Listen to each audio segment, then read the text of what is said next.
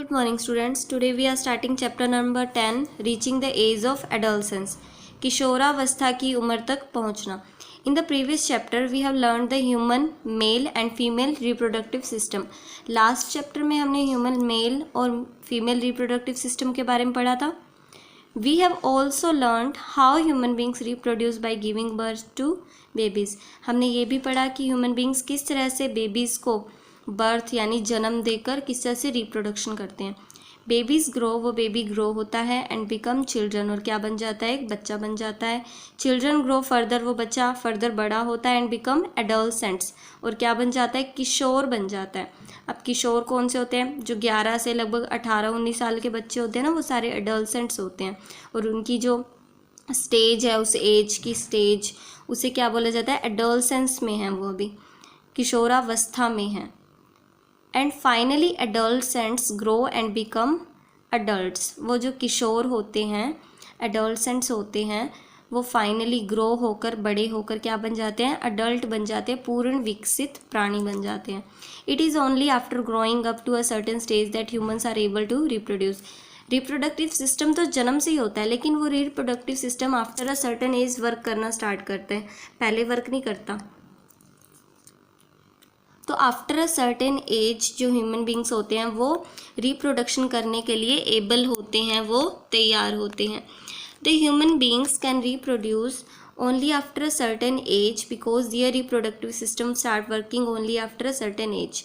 वो एक एज के बाद ही रिप्रोडक्शन कर सकते हैं, क्योंकि उनका रिप्रोडक्टिव सिस्टम ही कुछ एज के बाद वर्क करना स्टार्ट करते हैं, पहले वर्क नहीं करता. ऐसे नहीं है कि जन्म के टाइम ही उनका रिप्रोडक्टिव सिस्टम वर्क कर रहा है, वो शुरू से ही मेल गैमेट्स फीमेल गैमेट्स बना रहे हैं, ऐसा नहीं होता. कुछ एज के बाद ही उनका रिप्रोडक्टिव सिस्टम डेवलप होता है, वो वर्क करना स्टार्ट करता है. In this chapter we will learn about the changes which take place in human male body and female body after which a person become capable of reproduction. इस chapter में हम ये पढ़ेंगे कि मेल बॉडी और female body में ऐसे कौन से चेंजेस होते हैं जिनके बाद उनका रिप्रोडक्टिव सिस्टम रिप्रोडक्शन के लिए कैपेबल हो जाता है, तैयार हो जाता है.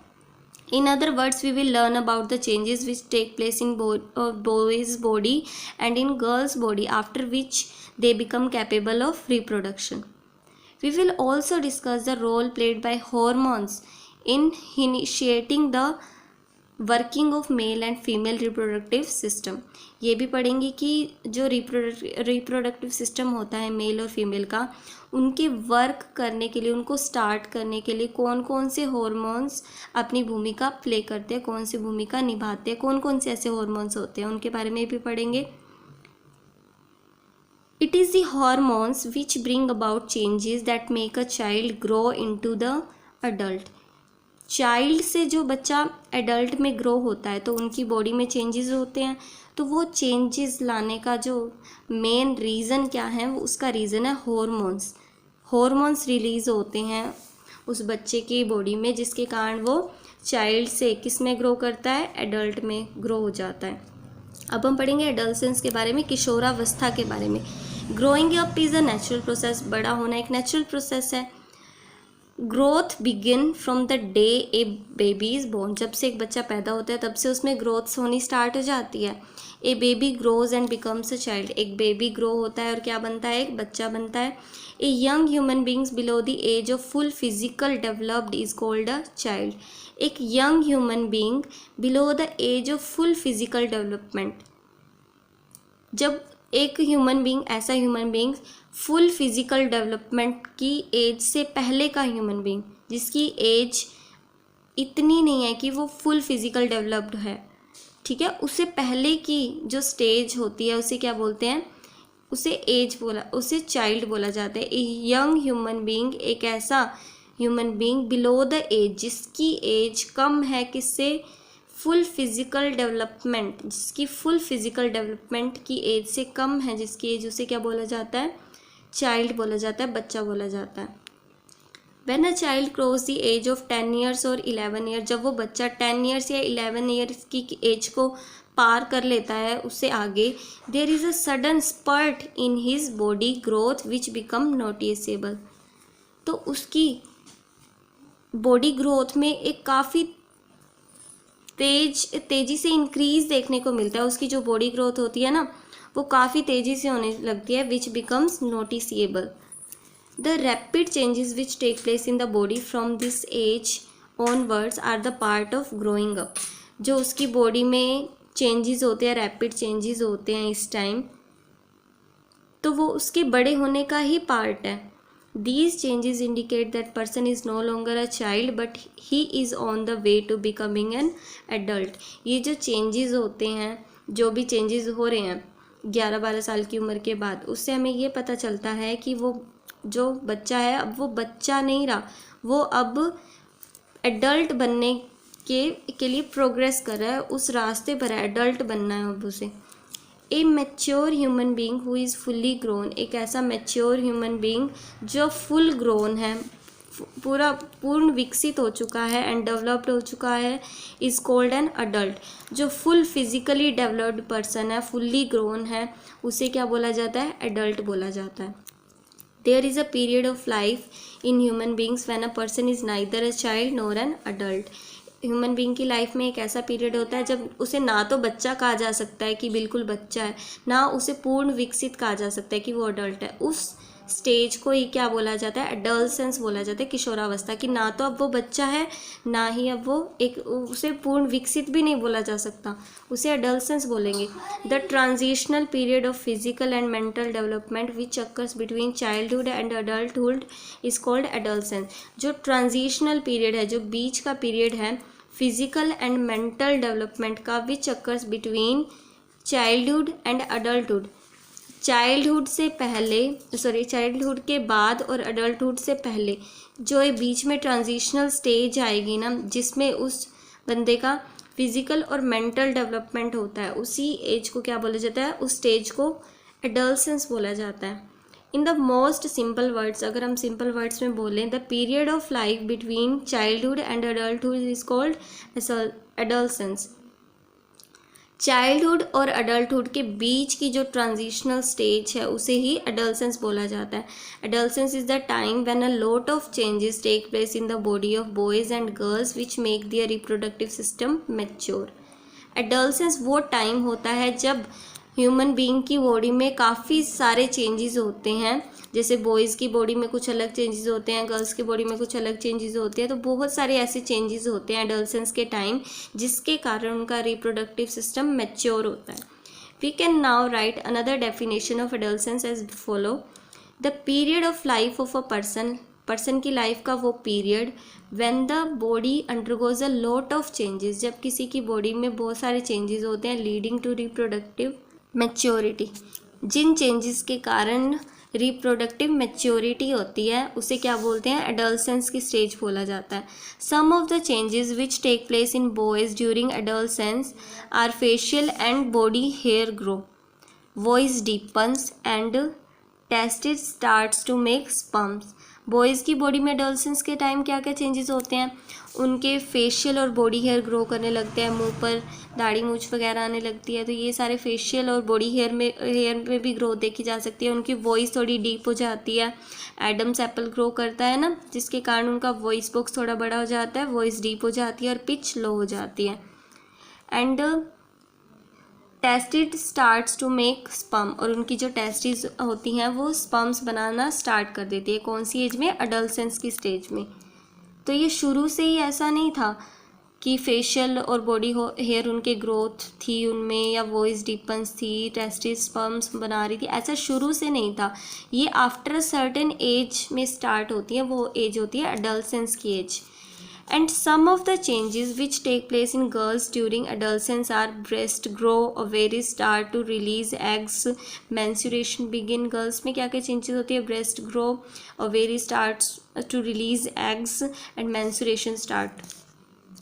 Adolescence usually begins around the age of 10 or 11 years। adolescence की जो एज होती है वो कब स्टार्ट होती है? 10 या 11 साल की उम्र में, और 18 से 19 साल तक वो चलती है। The period of adolescence however varies from person to person. ये जो पीरियड होता है ना एडोलसेंस का, वो पर्सन टू पर्सन चेंज भी हो सकता है। इन गर्ल्स एडोलसेंस में बिगन अ ईयर और 2 year earlier than in boys. Girls में ये जो एज है एडोलसेंस की वो 1-2 साल पहले ही स्टार्ट हो जाती है। A person who is in the process of growing an child to an adult. एक ऐसा पर्सन जो अब बच्चे से एडल्ट बनने की प्रोसेस में है, उसमें एडल्ट बनने की प्रक्रिया चल रही है, उसको क्या बोलेंगे हम? एडोलसेंस बोलेंगे, किशोर बोलेंगे। वो गर्ल भी हो सकता है, बॉयज़ भी हो सकते हैं। एडोलसेंस की जो एज है लगभग हम ले लेते हैं, चलो 11 से लेकर 19 तक। इसमें जो मोस्ट ऑफ द ईयर्स हैं उनके पीछे टीन है ना, जैसे 11 और 12 के पीछे तो नहीं है चलो, लेकिन 13, 14, 15 इनकी एज टीन वाली है ना सारी, मोस्ट ऑफ द एजेस, तो इन्हें टीन एजर्स भी बोला जाता है, किशोर्स को। The human body undergoes many changes during adolescence. Adolescence के टाइम ह्यूमन बॉडी में काफ़ी सारे चेंजेस होते हैं। These changes mark the onset of puberty. ये जो चेंजेस होते हैं वो किसकी निशानी है? कि प्यूबर्टी की स्टार्टिंग हो चुकी है। प्यूबर्टी क्या होती है? Puberty is a period during which adolescence reach sexual maturity and become capable of reproduction. Puberty वो पीरियड होता है जिसके दौरान एडोलसेंस सेक्शुअल मैच्योरिटी गेन कर लेता है और रिप्रोडक्शन के कैपेबल हो जाता है। उसे बोला जाता है कि प्यूबर्टी अटेन हो चुकी है। तो एडोलसेंस क्या होता है? चाइल्डहुड और एडल्टहुड के बीच का जो ट्रांजिशनल पीरियड है उसे क्या बोलते हैं? एडोलसेंस बोला जाता है। प्यूबर्टी क्या होती है? जब एडोलसेंट्स जो होते हैं, किशोर होते हैं, they become sexually mature and become capable of reproduction. जब वो सेक्शुअली मैच्योर और रिप्रोडक्शन के कैपेबल हो जाते हैं, योग्य हो जाते हैं, तो उस टाइम को प्यूबर्टी बोला जाता है। अब हम प्यूबर्टी को डिटेल से पढ़ेंगे। Although a baby is born with the full set of reproductive organs, यद्यपि बेबी बोर्न यानी बेबी का जन्म तो होता है, उसमें सभी रिप्रोडक्टिव ऑर्गन्स होते हैं। जैसे कि बॉयज़ हैं तो उनमें टेस्टिस वगैरह होती हैं, स्पर्म डक्ट होती है, लेकिन ये जो रिप्रोडक्टिव ऑर्गन्स हैं ये शुरू में काम नहीं करते, ये आफ्टर सर्टेन एज ही काम करने लगते हैं।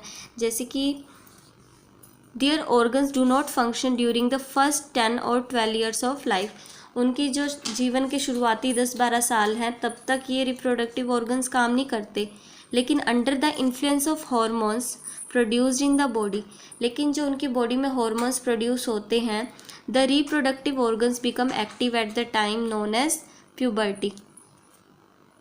तो एडोलसेंट्स के टाइम क्या होता है? एडोलसेंस के टाइम एडोलसेंट्स में कुछ हॉर्मोन्स रिलीज़ होते हैं जिनके कारण उनका रिप्रोडक्टिव ऑर्गन एक्टिव हो जाता है, तो उस टाइम को क्या बोला जाता है? प्यूबर्टी बोला जाता है। जब वो सेक्सुअली मैच्योर हो चुके हैं, रिप्रोडक्शन के कैपेबल हो चुके हैं, तो उस टाइम को प्यूबर्टी बोलेंगे। In the other words the reproductive system of human starts working at the time called puberty.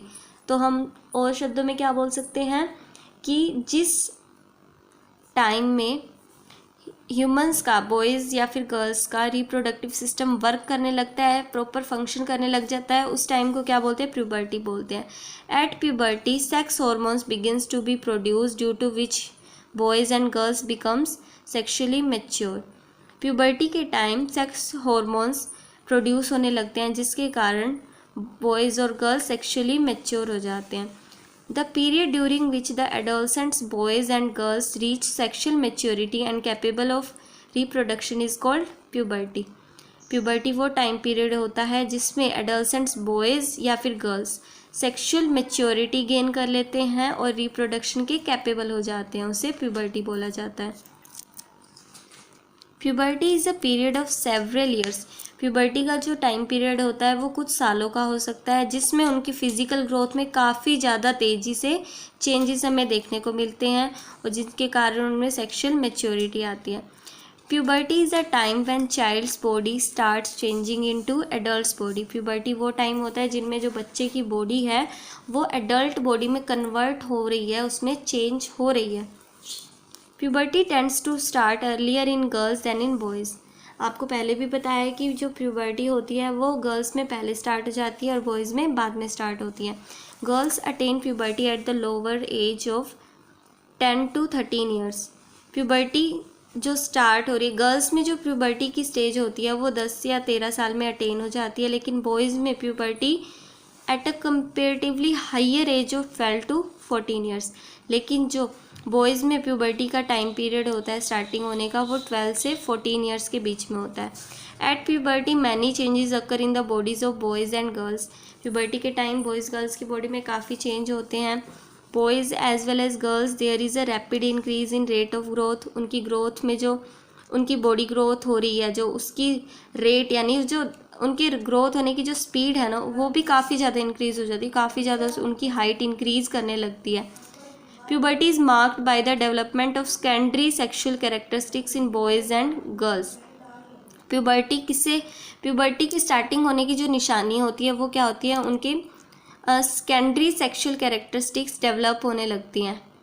तो उससे पता चलता है कि प्यूबर्टी स्टार्ट होने वाली है या हो चुकी है। जैसे कि उनके फेशियल हेयर में ग्रोथ देखने को मिलेगी, बॉयज़ में डीप वॉइस हो जाएगी उनकी, development of breast, start of menstruation girls.